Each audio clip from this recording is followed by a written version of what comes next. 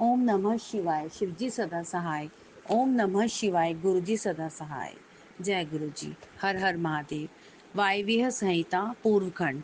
प्रयाग में ऋषियों द्वारा सम्मानित सूत जी के द्वारा कथा का आरंभ, विद्यास्थानों एवं पुराणों का परिचय तथा वायु संहिता का प्रारंभ।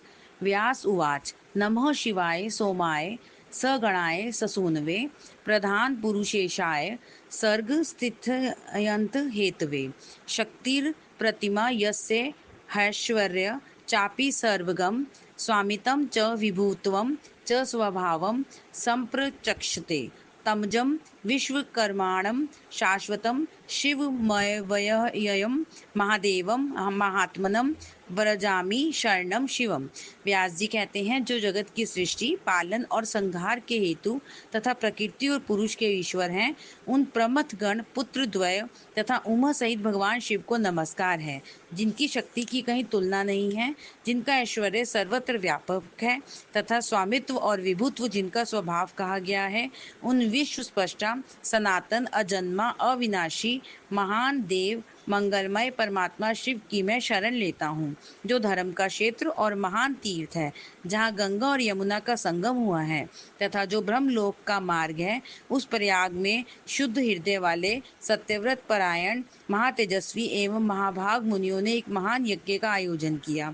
वहाँ कलेश रहित कर्म करने वाले उन महात्माओं के यज्ञ का समाचार सुनकर निपुण कथावाचक, त्रिकाल वेता, उत्तम नीति के ज्ञाता तथा क्रांतदर्शी विद्वान पौराणिक शिरोमणि सूत जी उस स्थान पर आए। सूत जी को आते देख मुनियों का मन प्रसन्नता से खिल उठा। उन्होंने उनसे सांत्वनापूर्ण मधुर बातें कहकर उनकी यथा योग्य पूजा की। मुनियों द्वारा की हुई उस पूजा को ग्रहण करके सूत जी ने उनकी प्रेरणा से अपने लिए बताए गए उपयुक्त आसन को स्वीकार किया। उस समय महर्षियों ने अनुकूल वचनों द्वारा उनका सत्कार करते हुए उन्हें अत्यंत अभिमुख करके यह बात कही।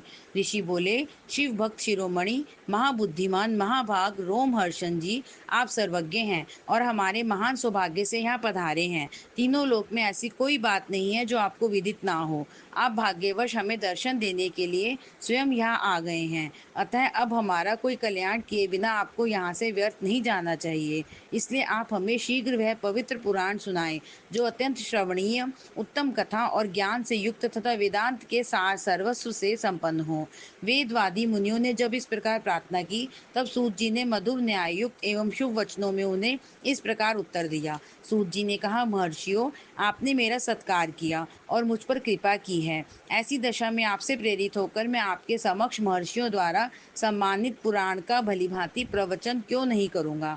अब मैं महादेव जी, देवी पार्वती, कुमार स्कंद, गणेश जी, नंदी तथा सत्यवती कुमार साक्षात भगवान व्यास को प्रणाम करके उस परम पवित्र वेद तुल्य पुराण की कथा कहूँगा, जो शिव तत्व के ज्ञान का सागर है और भोग एवं मोक्ष रूपी फल देने वाला साक्षात साधन है। विद्या के संपूर्ण स्थानों का, पुराणों की संख्या का और उनकी उत्पत्ति का विवरण दे रहा हूँ। आप लोग मुझसे इस विषय को ध्यान पूर्वक सुने।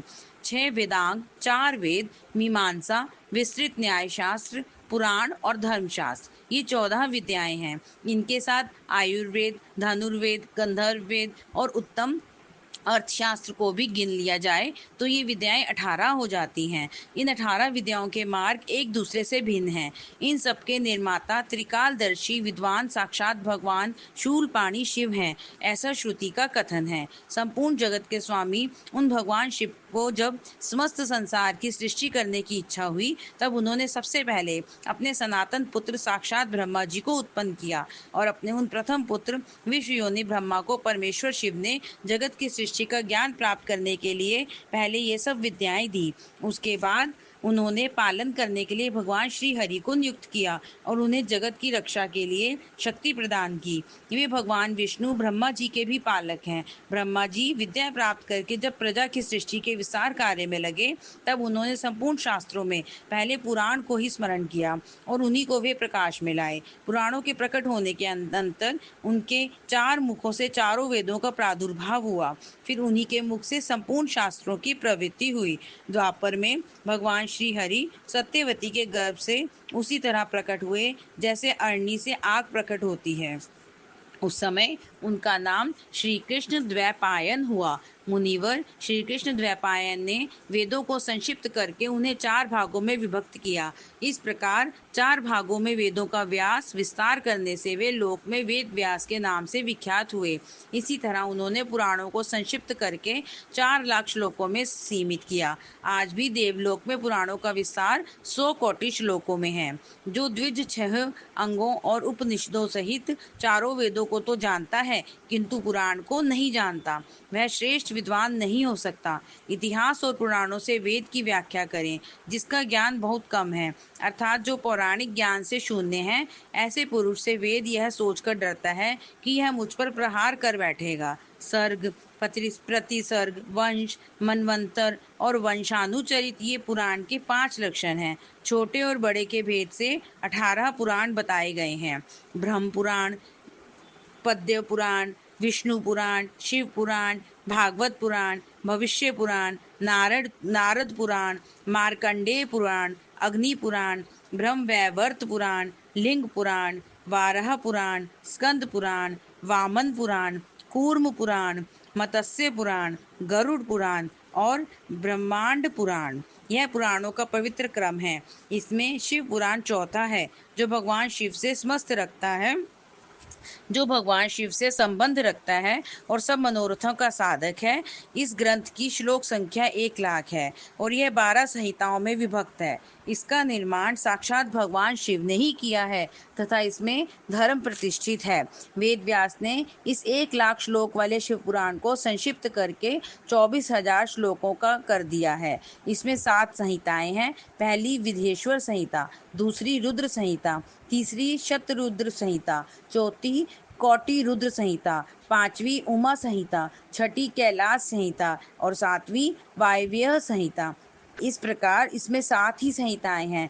विधेश्वर संहिता में 2000, रुद्र संहिता में 10,500, शतरुद्र संहिता में 2,180, कोटि रुद्र संहिता में 2,240, उमा संहिता में 1,840, कैलाश संहिता में 1,240 और वायव्य संहिता में 4,000 श्लोक हैं। इस परम पवित्र शिव पुराण को आप लोगों ने सुन लिया।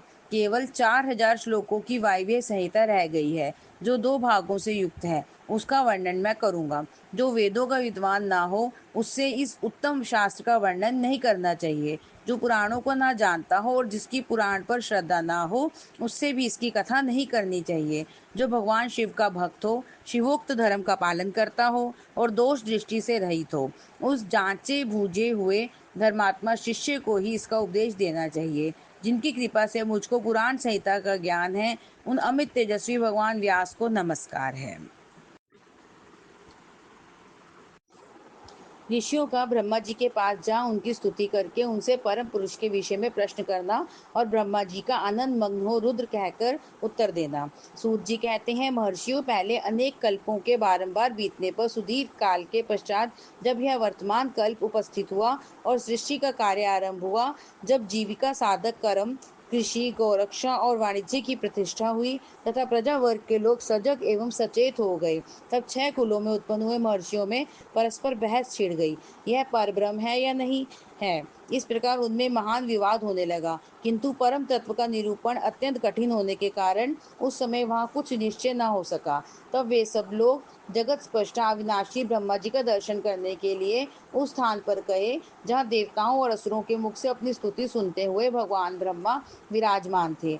देवताओं और दानवों से भरे हुए सुंदर रमणीय मेरु शिखर पर, जहाँ सिद्ध और चारण परस्पर बातचीत करते हैं, यक्ष और गंधर्व सदा रहते हैं, विहंगों के समुदाय कलरव करते हैं, मणि और मूंगे जिनकी शोभा बढ़ाते हैं तथा निकुंज, कंदराएं, छोटी गुफाएं और अनेकानेक निर्जर जिसे सुशोभित करते हैं। एक ब्रह्मवन नाम से प्रसिद्ध वन है, उसमें नाना प्रकार के वन्य पशु भरे हुए हैं। उसकी लंबाई 100 योजन और चौड़ाई 10 योजन की है। उसके भीतर एक रमणीय सरोवर है जो सुस्वादु निर्मल जल से भरा रहता है। वहाँ के रमणीय पुष्पित वृक्षों पर मतवाले भौरे छाए रहते हैं। उस वन में एक मनोहर एवं विशाल नगर है जो प्रातः काल के सूर्य की भांति प्रकाशित होता रहता है। वहाँ दुर्धर्ष शक्ति से युक्त बलाभिमानी दैत्य, दानव तथा राक्षसों का निवास है।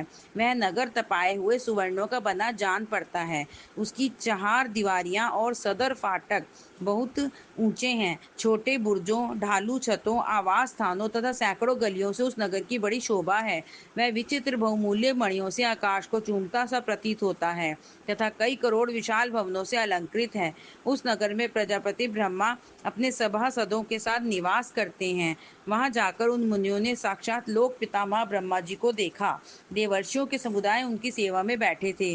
उनकी अंग कांति शुद्ध सुवर्ण के समान थी। वे सब आभूषणों से विभूषित थे। उनका मुख प्रसन्न था, उससे सौम्य भाव प्रकट होता था। उनके नेत्र कमल दल के समान विशाल थे। दिव्य कांति से संपन्न, दिव्य गंध एवं अनुलेपन से चर्चित, दिव्य श्वेत वस्त्रों से सुशोभित तथा दिव्य मालाओं से विभूषित ब्रह्मा जी के चरणार विंदों की वंदना सुरेंद्र, असुरेंद्र तथा योगींद्र भी करते थे। जैसे प्रभा दिवाकर की सेवा करती है, उसी प्रकार समस्त शुभ लक्षणों से युक्त साक्षात सरस्वती देवी हाथ में चंवर ले उनकी सेवा कर रही थी। इससे उनकी बड़ी शोभा हो रही थी। ब्रह्मा जी का दर्शन करके उन सभी महर्षियों के मुख और नेत्र खिल उठे। उन्होंने मस्तक पर अंजलि बांधकर उन सुरश्रेष्ठ की स्तुति की। ऋषि बोले, संसार की सृष्टि, पालन और संहार के हेतु 3 रूप धारण करने वाले आप पुराण पुरुष परमात्मा ब्रह्मा को नमस्कार है। प्रकृति जिनका शरीर है और जो प्रकृति में शोभ उत्पन्न करने वाले हैं तथा प्रकृति रूप में 23 विकारों से युक्त होने पर भी जो वास्तव में निर्विकार हैं, उन ब्रह्मदेव को नमस्कार है। ब्रह्मांड जिनकी देह है, तो भी जो ब्रह्मांड के उदर में निवास करते हैं तथा वहां रहकर जिनके कार्य और करण सम्यक रूप से सिद्ध होते हैं, उन ब्रह्मा जी को नमस्कार है। स्पष्टा है, जो सर्वलोक स्वरूप तथा समस्त लोकों के स्पष्टा हैं, जो संपूर्ण जीवों का शरीर से संयोग और वियोग कराने में हेतु हैं, उन ब्रह्मा जी को नमस्कार है। नाथ पितामह, आपसे ही संपूर्ण जगत की सृष्टि, पालन और संहार होते हैं, तथापि माया से आवृत होने के कारण हम आपको नहीं जानते। सूत जी कहते हैं, उन महाभाग महर्षियों के इस प्रकार स्तुति करने पर ब्रह्मा जी उन मुनियों का हाथ प्रदान करते हुए गंभीर वाणी में इस प्रकार बोले। ब्रह्मा जी ने कहा, महान सत्वगुण से संपन्न महाभाग महातेजस्वी महर्षियों, तुम सब लोग एक साथ यहाँ किस लिए आए हो? ब्रह्मा जी के इस प्रकार पूछने पर ब्रह्मवेताओं में श्रेष्ठ उन सभी मुनियों ने हाथ जोड़ विनय भरी वाणी में कहा। मुनि बोले, भगवान, हम लोग अज्ञान के महान अंधकार से आवृत हो खिन्न हो रहे हैं। परस्पर विवाद करते हुए हमें परम तत्व का साक्षात्कार नहीं हो रहा है। आप संपूर्ण जगत के धारण पोषण करने वाले तथा समस्त कारणों के भी कारण हैं। नाथ, यहाँ कोई ऐसी वस्तु नहीं है जो आपको विदित ना हो। कौन ऐसा पुरुष है जो संपूर्ण जीवों से पुरातन, अंतर्यामी, उत्कृष्ट, विशुद्ध, परिपूर्ण एवं सनातन परमेश्वर है? कौन अपने अद्भुत क्रियाकलाप द्वारा सबसे प्रथम संसार की सृष्टि करता है? महाप्राज्ञ, हमारी संदेह का निवारण करने के लिए आप हमें परमार्थ तत्व का उपदेश दें। मुनियों के इस प्रकार पूछने पर ब्रह्मा जी के नेत्र आश्चर्य से खिल उठे। वे देवताओं, दानवों और मुनियों के निकट खड़े हो गए और चिरकाल तक ध्यानमग्न हो रुद्र ऐसा कहते हुए आनंद विभोर हो गए। उनका सारा शरीर पुलकित हो उठा और वे हाथ जोड़कर बोले। ब्रह्मा जी के द्वारा परम तत्व के रूप में भगवान शिव की ही महत्ता का प्रतिपादन, उनकी कृपा को ही सब साधनों का फल बताना तथा उनकी आज्ञा से सब मुनियों का नैमिषारण्य में आना। ब्रह्मा जी ने कहा, मुनियों, जिन्हें न पाकर मन सहित वाणी लौट आती है, जिनके आनंदमय स्वरूप का अनुभव करने वाला पुरुष कभी किसी से नहीं डरता, जिनसे संपूर्ण भूतों और इंद्रियों के साथ ब्रह्मा, विष्णु, रुद्र और इंद्र पूर्वक यह समस्त जगत पहले प्रकट होता है, जो कारणों के भी स्पष्टा और विचारक परम कारण हैं, जिनके सिवा और किसी से कभी भी जगत की उत्पत्ति नहीं होती, संपूर्ण ऐश्वर्य से संपन्न होने के कारण जो स्वयं ही सर्वेश्वर नाम धारण करते हैं, सब मुमुक्षु जिन शंभु का अपने हृदय आकाश के भीतर ध्यान करते हैं, जिन्होंने सबसे पहले मुझे ही अपने पुत्र के रूप में उत्पन्न किया और मुझे ही संपूर्ण वेदों का ज्ञान दिया, जिनके कृपा प्रसाद से मैंने यह प्रजापति का पद प्राप्त किया है, जो ईश्वर अकेले ही वृक्ष की भांति निश्चल भाव से प्रकाशमान आकाश में विराजमान है, जिन परम पुरुष परमात्मा से यह संपूर्ण जगत परिपूर्ण है, जो अकेले ही बहुत से निष्क्रिय जीवों के शासक एवं उन्हें सक्रियता प्रदान करने वाले हैं, जो महेश्वर एक बीज को अनेकों रूप में परिणत कर देते हैं, जो सबका शासन करने वाले ईश्वर इन जीवों सहित इन समस्त लोकों को वश में रखते हैं। सब रूपों में जो एकमात्र भगवान रुद्र ही हैं, दूसरा कोई नहीं है, जो सदा ही मनुष्यों के हृदय में भलीभांति प्रविष्ट होकर स्थित हैं, जो स्वयं संपूर्ण विश्व को देखते हुए भी दूसरों से कदापि लक्षित नहीं होते और सदा समस्त जगत के अधिष्ठाता हैं, जो अनंत शक्तिशाली एकमात्र भगवान रुद्र काल से मुक्त समस्त कारणों पर भी शासन करते हैं, जिनके लिए न दिन है न रात्रि है, जिनके समान भी कोई नहीं है, फिर अधिक तो हो ही कैसे सकता है, जिनकी ज्ञान बल और क्रिया रूपा पराशक्ति स्वाभाविक एवं नित्य है, जो इस क्षर विनाशशील अव्यक्त प्रकृति पर तथा अमृत स्वरूप अक्षर अविनाशी जीवात्मा पर शासन करते हैं। उनका निरंतर ध्यान करने से, मन को उनमें लगाए रहने से तथा उन्हीं के तत्व की भावना करते हुए उनमें तन्मय रहने से जीव अंत में उन्हीं को प्राप्त हो जाता है। फिर तो सारी माया अपने आप दूर हो जाती है। उनके पास ना तो बिजली प्रकाश करती है और ना सूर्य तथा चंद्रमा ही अपनी प्रभा फैलाते हैं, अपितु उन्हीं के प्रकाश से संपूर्ण जगत प्रकाशित होता है। ऐसा सनातन श्रुति का कथन है। एकमात्र महादेव महेश्वर को ही अपना आराध्य देव जानना चाहिए। उनसे श्रेष्ठ दूसरा कोई पद उपलब्ध नहीं होता। ये स्वयं ही सबके आदि हैं, किंतु इनका न आदि है न अंत है। ये स्वभाव से ही निर्मल, स्वतंत्र, परिपूर्ण, स्वेच्छाधीन तथा चराचर रूप हैं। इनका शरीर अप्राकृतिक दिव्य है। ये श्रीमान महेश्वर लक्ष्य और लक्षण से रहित हैं। ये नित्य मुक्त होकर सबको बंधन से मुक्त करने वाले हैं। काल की सीमा से परे रहकर काल को प्रेरित करने वाले हैं। ये सबके ऊपर निवास करते हैं, स्वयं ही सबके आवास स्थान है, सर्वज्ञ हैं तथा 6 प्रकार के अथवा मार्ग से युक्त इस संपूर्ण जगत के पालक हैं। उत्तरोत्तर उत्कृष्ट भूतों से वे परम उत्कृष्ट हैं। उनसे बढ़कर दूसरा कोई नहीं है। अनंत आनंद राशि रूपी मकरंद का पान करने वाले मधुव्रत भ्रमर हैं। अखंड ब्रह्मांडों को मसलकर मृत्तिपिंड के समान कर देने की कला में पंडित हैं। उदारता, वीरता, गंभीरता और मधुरता के महासागर हैं। इनके समान भी कोई वस्तु नहीं है, फिर इनसे बढ़कर तो हो ही कैसे सकती है। ये उपमार रहित समस्त प्राणियों के राजाधिराज के रूप में विराजमान हैं। ये ही सृष्टि के प्रारंभ में अपने अद्भुत क्रियाकलाप द्वारा इस संपूर्ण जगत की सृष्टि करते हैं और अंतकाल में यह फिर इन्हीं में लीन हो जाएगा। सब प्राणी इन्हीं के वश में हैं। ये ही सबको विभिन्न कार्यों में नियुक्त करने वाले हैं।